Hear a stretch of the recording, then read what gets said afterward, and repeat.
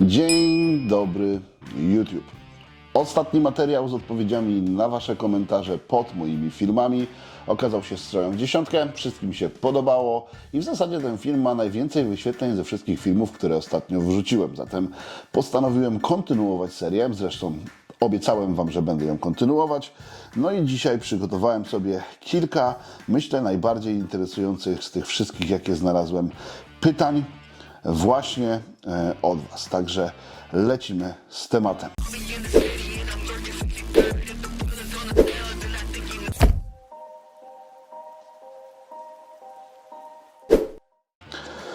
...82 Paweł My pyta: siemanko, a co z dietą keto, a treningiem siłowym? Problem z treningiem siłowym i dietą ketogeniczną jest taki, że niestety dieta ketogeniczna nie dostarcza węglowodanów, a wysiłek fizyczny w formie beztlenowego, czyli taki, jaki wykonujemy na siłowni, jest wysiłkiem glikoliktycznym, czyli potrzebujemy węglowodanów do tego, aby prawidłowo funkcjonować na treningu i osiągać wymierne, realne i konkretne efekty. Zatem dieta ketogeniczna, mimo tego, że dla wielu osób może sprawdzić się świetnie w procesie na przykład odchudzania, ze względu na to, że jest im zdecydowanie na przykład łatwiej utrzymać taką dietę, mają mniejsze skoki cukru, zatem mniejsze zachcianki do jedzenia, o tyle w kulturystyce i w treningu siłowym samym w sobie nie jest to na pewno rozwiązanie optymalne.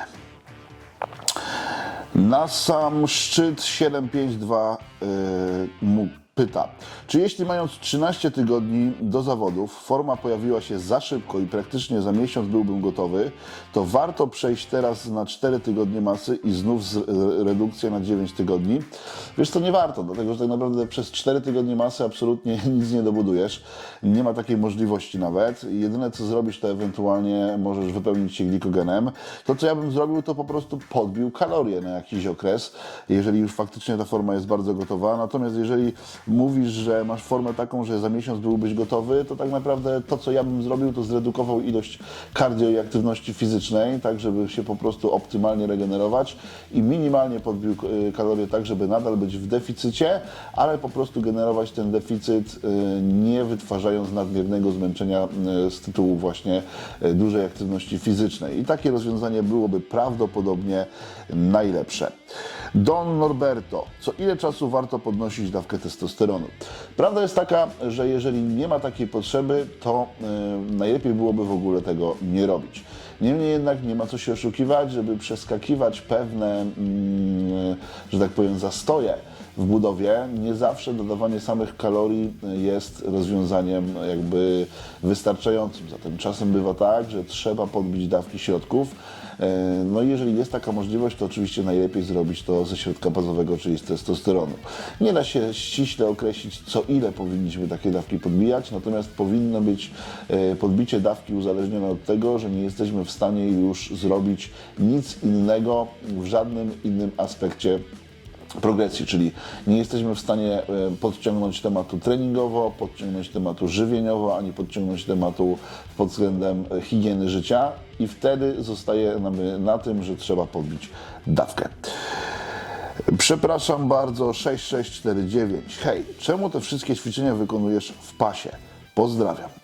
Przed zawodami najczęściej korzystam właśnie z pasa treningowego ze względu na to, że pas treningowy, uciskając nam talię, powoduje, że przypominamy sobie o tym, aby zasysać, że tak powiem, brzuch, co też wzmacnia i aktywuje mięśnie poprzeczne brzucha, to raz, a dwa, uczy nas kontroli oddechu przeponowego, a nie torem brzusznym. Dzięki temu na scenie jesteśmy w stanie lepiej lub też ładniej się prezentować i po prostu rzadziej wychodzimy z tego takiego pompowania.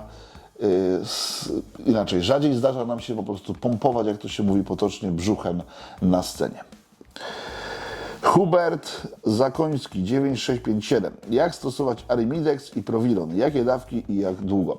Stosowanie inhibitorów aromatazy takich jak Arimidex jest uzależnione tylko i wyłącznie od naszych potrzeb, czyli powinniśmy zbadać sobie poziom estradiolu i dobrać odpowiednio dawkę Arimidexu do tego, jaki ten poziom jest. Ja polecam trzymać oczywiście zawsze estradiol w widełkach, czyli między te powiedzmy 30 a 40 w okresie masowym, między te powiedzmy 15 do 30 w okresie redukcyjnym powinno być ok. Co do Provigonu, to tutaj myślę, że w zależności od tego oczywiście jaki jest cel stosowania Provigonu, jeżeli jest to cel poprawy samopoczucia na środkach, które nie konwertują do dihydrotestosteronu, to ja bym zaczął od 25 mg dziennie i ewentualnie wtedy, jeżeli by to nie pomogło, to podbił do 50 czy nawet 75 mg. Na sam szczyt 7,5, 7,2. Czy jeśli na prepie za szybko leci nam z nóg, to zmniejszyłbyś delikatnie objętość na nogi? Dodam, że nogi dzielę bardziej na czwórki i na dwójki i po czwórkach w treningu z prio na dwójki wciąż mam domsy na nogach. Jeżeli masz domsy na nogach, to po prostu prawdopodobnie się nieoptymalnie regenerujesz z tytułu po prostu niedostarczania odpowiedniej ilości kalorii, mikro i makroelementów ze względu na deficyt kaloryczny. Więc tak, zmniejszenie objętości prawdopodobnie będzie najlepszym rozwiązaniem. Bonek 6883. A stosujesz jakieś nootropiki typu cholina? Zastanawiam się nad CDP cholin, bo jednak zauważyłem, że pamięć krótkotrwała jest słaba przez środki, ale za to długotrwała bardzo dobra. Potrafię sobie przypomnieć, co robiłem 15 lat temu. Ja nie potrafię sobie przypomnieć, co robiłem 15 lat temu i pamięć krótkotrwała i długotrwała jest kiepska.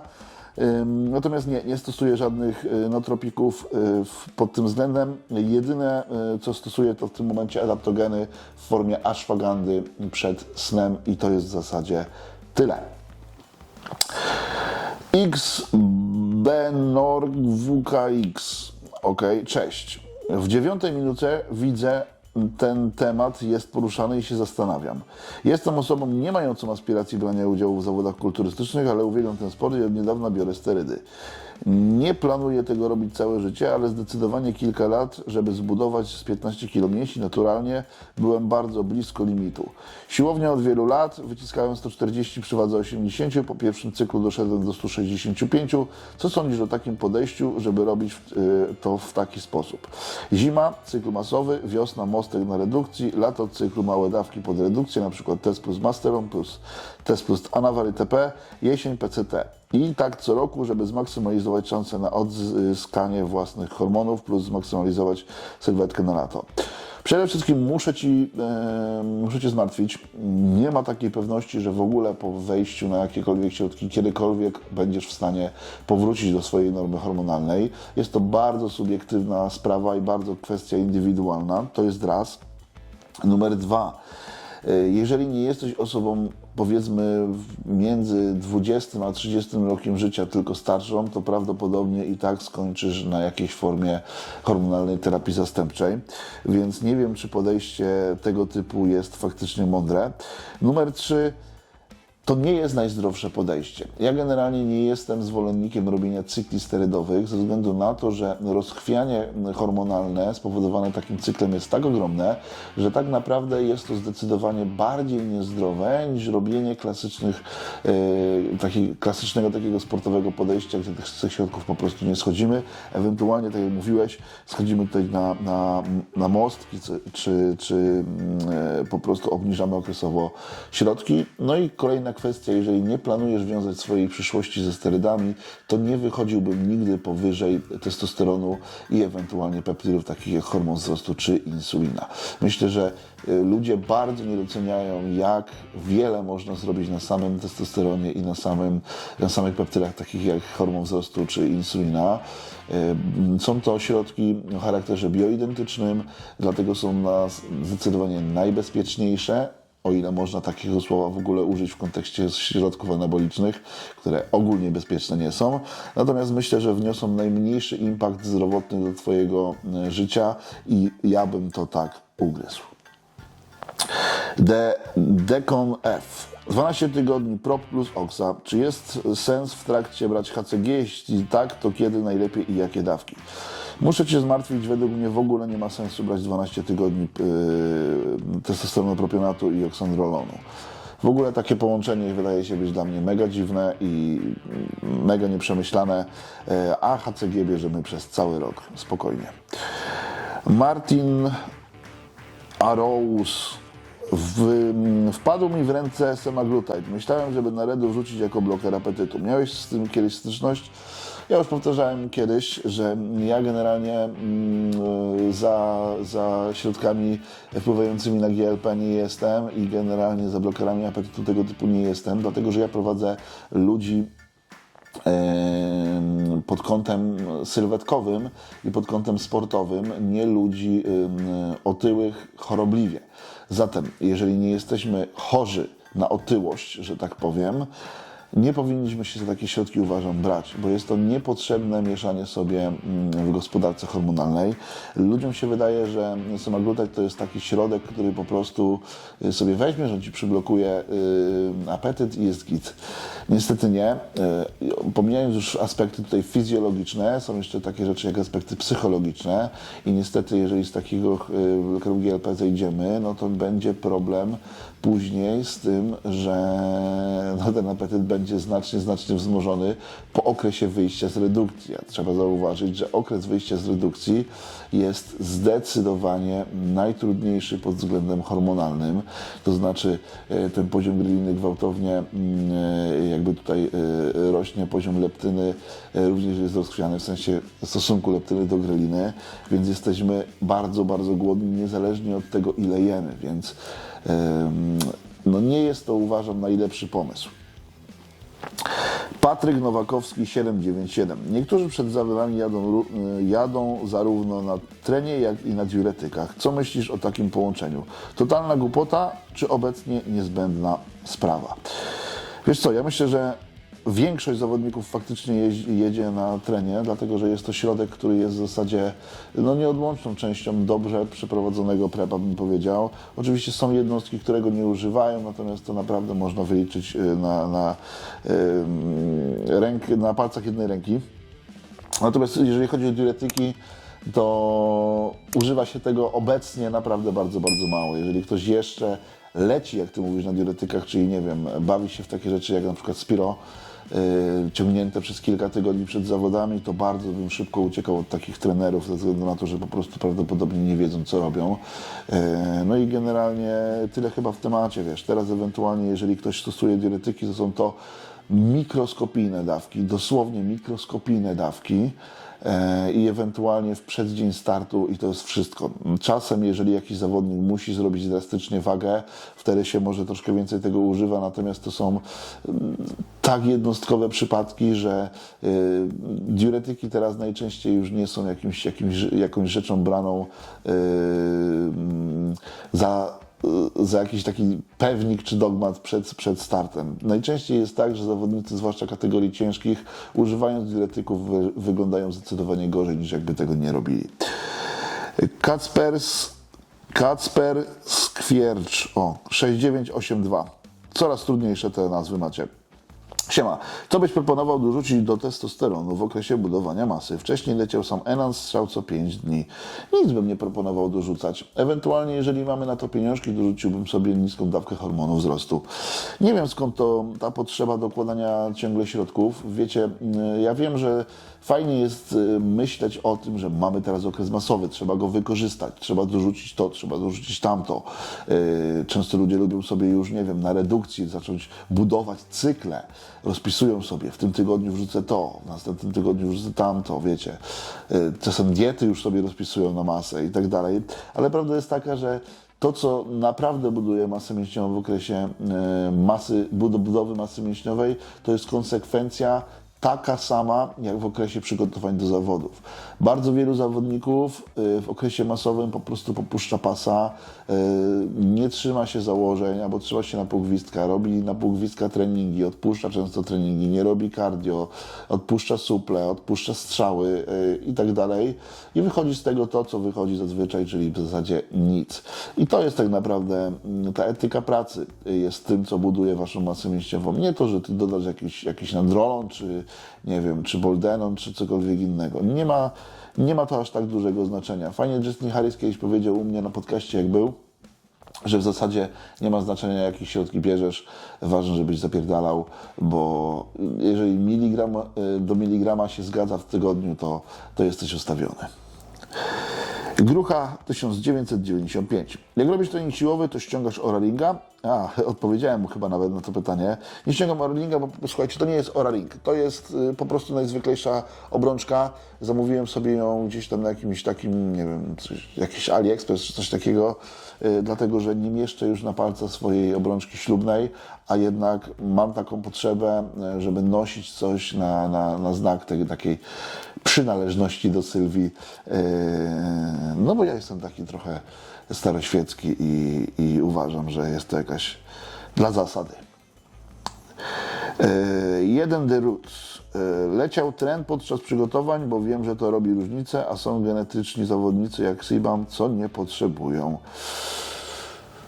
Nie wiem, czy jest sens w ogóle to komentować, bo jeżeli ktoś wierzy faktycznie, że osoby takie jak Sibam będą wam mówić otwarcie prawdę, co biorą, no to nie do końca jestem tutaj przekonany, czy ja mogę coś w ogóle odpowiadać, bo to chyba i tak nie będzie wzięte pod uwagę.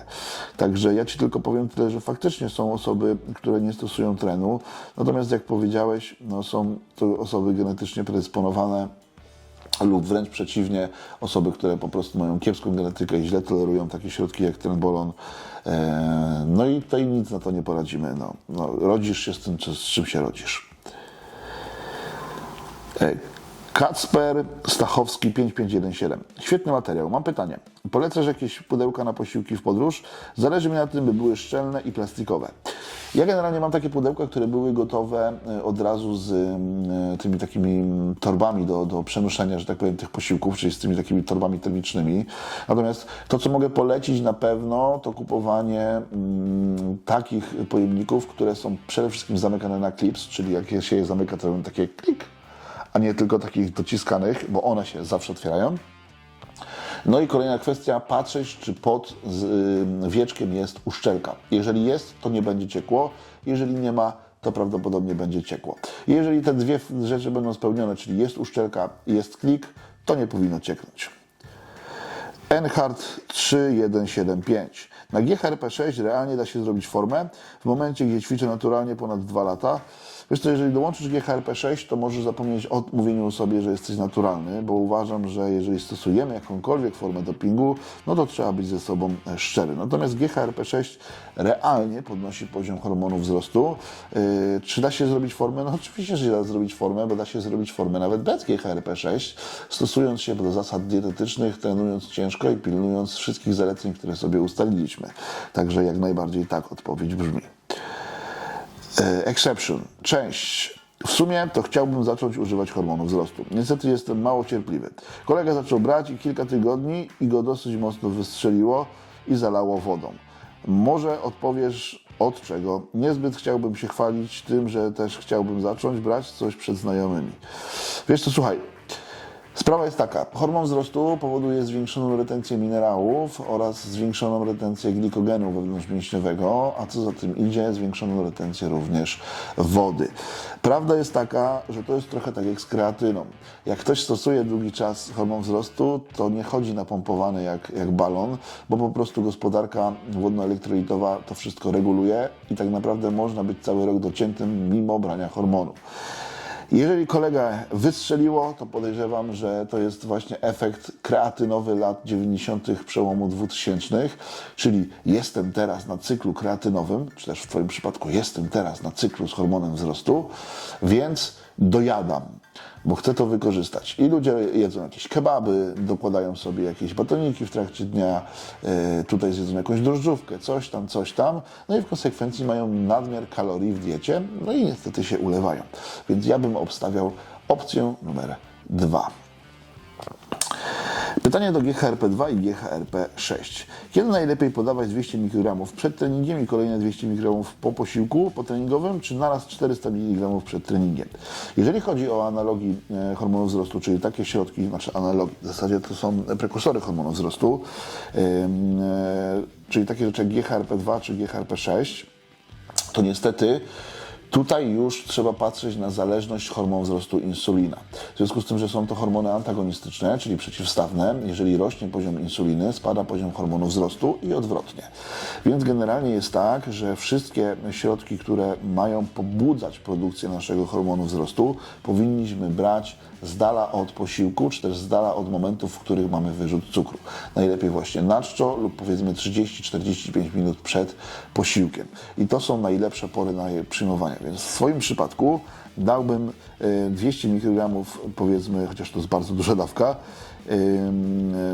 myślę, że takie 100 do 150 mikrogramów w zupełności wystarczy i wtedy ja bym podzielił dawkę na 3-4 razy dziennie. Powiedzmy 100 mikrogramów przed pierwszym posiłkiem na czczo, 100 mikrogramów przed posiłkiem przedtreningowym około 45 minut, 100 mikrogramów po posiłku, przed posiłkiem potreningowym też około 30-45 minut. O ile mamy już odpowiednio niski cukier, warto jest sprawdzić sobie glukometrem i równie dobrze można to zrobić jeszcze na noc przed snem. Memikułaka, nie będę tego czytał, bo jest to zbyt trudne, wyświetlę Wam. Czy jeśli po kilkuletniej przerwie od siłowni na deficycie kalorycznym 200-300 kalorii nie spada waga przez pierwsze 2 tygodnie, mam uciąć więcej kalorii? Jeżeli po powrocie na siłowni na deficycie kalorycznym 200-300 kalorii nie spada waga przez pierwsze 2 tygodnie, to znaczy, że nie jesteś w deficycie kalorycznym i należy zwiększyć deficyt kaloryczny. Peterson, pewnie się to czyta, Pioterson chciałem przeczytać. Cześć Dawid, mam dosyć dziwne pytanie. Mianowicie, biorę BPC 157 na czczo i glutaminę. Dosłownie po upływie 30-40 minut, gdy czuję po wczorajszym dniu zastój w żołądku, nie wysrałem się wczoraj, jest totalne tsunami na kiblu. To normalne po tych 2 rzeczach, czy szukać w diecie? Na pewno nie jest to po BPC, jeżeli coś, to być może po glutaminie. Czasem takie środki mogą wpływać, na przykład kreatyna bardzo często jest zalecana do tego, żeby brać ją na czczo, a ja tego nigdy nie zalecam ze względu na to, że właśnie przeczyszczający efekt u wielu podopiecznych moich wywoływała, więc trzeba sprawdzić. Najlepiej odstawić glutaminę na jakiś okres, nie wiem, powiedzmy 4-6 dni i zobaczyć, czy będzie podobnie. I jeżeli tak, to trzeba szukać gdzie indziej. Pytanie do filmu Ile białka w diecie? No dobra, to akurat powie każdy i można przeczytać wszędzie. A powiedz, w jakich proporcjach, odstępach czasu wystarczy podzielić to na 3 posiłki, czy rozbić na 5, a może na więcej. Chodzi generalnie o rozdzielenie ilości białka na posiłki. Prawda jest taka, że fajnie by było, żeby były minimum 3 posiłki rozdzielone porówno białko lub najlepiej 5 do 6 posiłków w równych mniej więcej odstępach czasu. Dlatego, że mamy coś takiego jak pik leucynowy i generalnie jest tak, że te okresy anaboliczne, one sobie jakby rosną po spożyciu białka i następnie spadają. Rosną i spadają. I te piki są konieczne do tego, żeby pobudzać prawidłowo syntezę białek mięśniowych. Więc dlatego warto jest dzielić porcje białka i nie jeść na przykład, nie wiem, 200 gramów białka na raz jeden raz, tylko rozdzielić to na przykład na 5 posiłków po 40 gramów białka. Czy warto używać ketotifenu do klenbuterolu? Pyta się na sam szczyt 7572. Widzę, że tu kolega straszny kombinator jest i wszystko go interesuje. Myślę, że warto by było się skonsultować z jakimś trenerem i się trzymać zaleceń. Czy warto używać ketotifenu? Według mnie nie. Chyba że ktoś ma problemy ze snem na klenbuterolu ze względu na to, że ketotifen ma działanie lekko usypiające. Natomiast generalnie ketotifen i całe to czyszczenie receptorów to trochę jest przereklamowana kwestia. Device 3783. Strasznie długie pytanie. Siema, mam pytanie. Ile powinienem brać odżywki białkowej? Trenuję około 1,5 roku i dopiero teraz zdecydowałem się na zakup białka ciasteczkowego z KFD. Super. Czy powinienem brać 1,5 miarki, gdzie czasem pod koniec dnia potrzebuję 20 gram białka na dobicie? Czy mógłbym rozdzielić 1,5 miarki na cały dzień? Jak wygląda branie a to kolejne pytanie. Słuchaj, Device. Jeżeli chodzi o kwestię odżywki białkowej, to powinieneś ją traktować jak normalne jedzenie. To nie jest suplement, który spowoduje, że będziesz budował masę mięśniową per se. Czyli to nie jest tak, że dodając odżywki białkowej nagle zaczniesz budować więcej masy mięśniowej. Absolutnie nie. Powinieneś spożywać powiedzmy te minimum 20 gramów białka z odżywki białkowej na raz, bo to jest taka rzecz, która jest logiczna. Ewentualnie, jeżeli dodajesz to jako jakaś forma odrobinki białka do smaku, to pamiętać o tym, żeby cały kompletnie posiłek te minimum 20 gramów białka miał. Czy rozdzielisz te 1,5 miarki na 3 posiłki, tak żeby białko na posiłek się zgadzało, czy wypijesz te 1,5 miarki białka naraz w ramach jakiegoś posiłku, to nie ma większego znaczenia. Jak wygląda branie kreatyny w dni nietreningowe? Biorę kreatynę dość długo, ale to pytanie chodzi mi po głowie, choć myślę, że jest zalecane branie kreatyny nawet i w dni nietreningowe. Oczywiście, że tak. Ja polecam brać 5 gramów kreatyny, powiedzmy, codziennie, 365 dni w roku do końca życia. Pytanie pod filmem, ile białka w diecie? A na redukcji podobnie z białkiem, czy na przykład wtedy 2 gramy na 1 kg masy ciała? Ja jestem zwolennikiem trzymania stabilnej podaży białka w diecie, więc i w okresach redukcyjnych, i w okresach masowych tego białka w diecie jest tyle samo. Oczywiście ja mówię tutaj o źródle bezpośredniego białka, dlatego że wiadomo, że jeżeli ktoś zlicza sobie aplikacją białko, no to tutaj to białko będzie spadać w okresie redukcyjnym ze względu na to, że będziemy mieli coraz mniej białka ze źródeł pochodzących z węglowodanów. Także to na pewno będzie trzeba było ująć w diecie. Defektor 1965. Siema, mam pytanie. Jest sens brania inhibitorów aromatazy jako natural? No generalnie nie widzę sensu. Jeżeli masz podniesiony poziom estradiolu, no to tutaj warto by było sprawdzić, czy nie jesteś po prostu otyły, za gruby, bo najczęściej jest tak, że to tkanka tłuszczowa właśnie nasila produkcję enzymu aromatazy i powoduje, że ten poziom estradiolu jest wyższy. Bardzo często poziom estradiolu jest wyższy również u facetów, którzy mają naturalnie wysoki poziom testosteronu.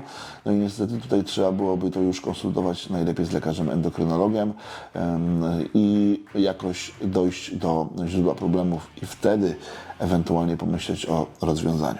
Na pewno branie samych inhibitorów aromatazy jako natural nie da Ci nic. Czy mamy coś jeszcze? Słuchajcie, sprawdzę. Nie, to by było na tyle.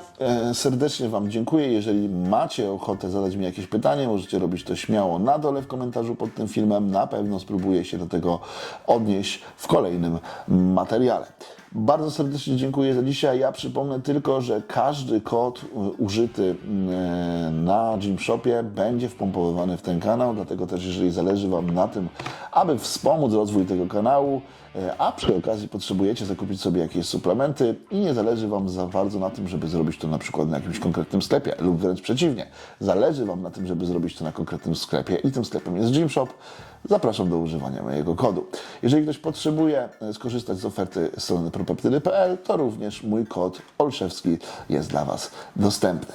Jeżeli ktoś miałby ochotę wesprzeć ten kanał bezpośrednio, może zakupić mi kawkę, a energia z tej kawki na pewno zostanie włożona w dalszą produkcję na kanale. Jeżeli ktoś nie subskrybuje jeszcze tego kanału, zachęcam oczywiście do subskrybowania, komentowania, udostępniania, lajkowania i szerowania kanału dalej, a tymczasem uciekam robić kolejny posiłek, a my widzimy się w następnym materiale. Na razie.